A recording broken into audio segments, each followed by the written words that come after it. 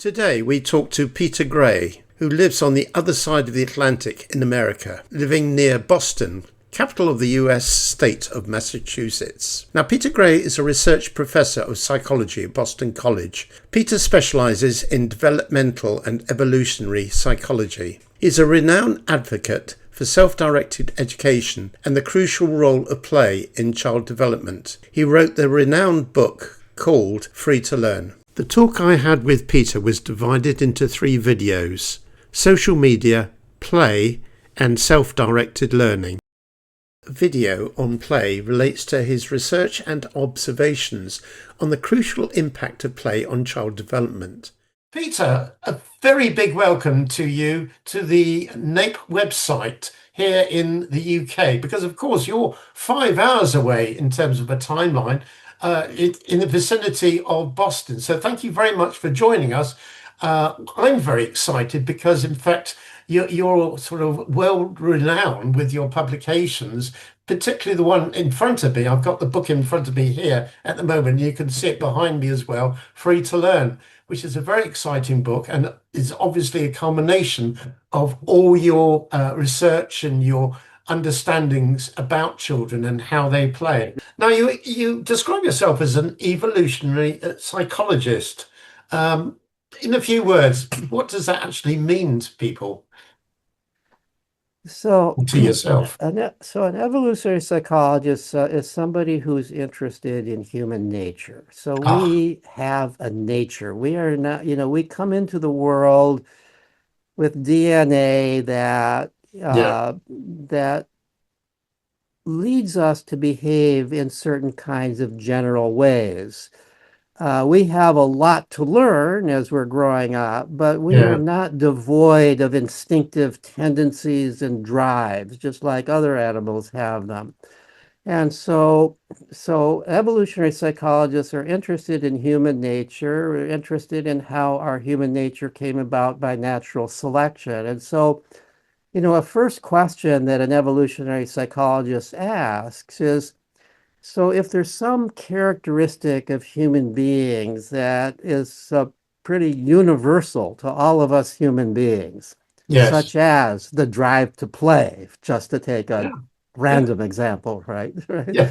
The We drive got to there. play. If all kids come Yeah, into the world with a drive to play, yes. why do they have that drive? Why is it that having that drive Mm, led our ancestors to survive and thrive compared to those who didn't have that yeah, drive? So that assumption is if there's some characteristic that is universal to human beings, it must serve some survival purpose, some survival and reproductive purpose. Otherwise, it wouldn't have yes, evolved by natural selection. absolutely. So the fundamental question that an evolutionary psychologist always asks is, what's the survival purpose of this? What's the survival purpose of our drive to sleep? Why do we sleep? And why do we Mm, sleep at night as opposed to during the day when yeah, some other yeah, animals sleep? yeah, Why do we have these various, why do we feel guilt? Why is that a capacity? Everybody thinks that guilt is a negative thing, but it must have some positive mm, features to it. Otherwise, we wouldn't have this inborn capacity for guilt. Those are the kinds yes. of questions that evolutionary psychologists ask. Right. I think you've actually answered my next question, so that's great. Thank you very much about um, natural selection and about helping them learn and that drive to learn through play. So thanks for that. And obviously, you've researched those traits that you've mentioned as well.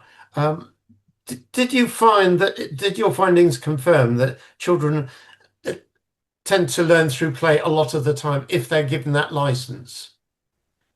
So I don't want to say that play is the only way that No, children learn. that's what. So Yeah. my point really is that children come into the world with a set of biological drives that I might even call educative drives. These are drives that serve the function of their education.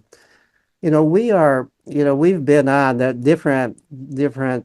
We keep pushing back the date when we became Homo sapiens. The latest thing is 300,000 years ago. That's right. So Yeah. we've been on the planet for a long, long time Yeah. as human beings, as Homo sapiens, let alone other varieties of human beings that Mm. pre-existed us even. The and we have always, as a species, as far as we can tell, depended upon education. We are the species that depends on education. We are the Yeah. species that survives because each generation acquires the skills and knowledge and mores and so Mm. on of the previous generation and builds upon that.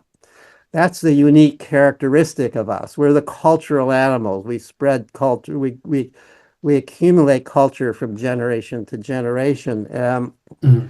So so those human beings going back maybe hundreds of thousands of years, but certainly many tens of thousands of years, who survived were the ones who were able to pick up the culture and adapt to the culture that they're born into Exactly. and Yes. thrive using that knowledge, making, knowing how to make the bows and arrows of your culture, knowing how to do the dances and art of your culture, so that you would appeal to potential mates, so that and so on and so forth.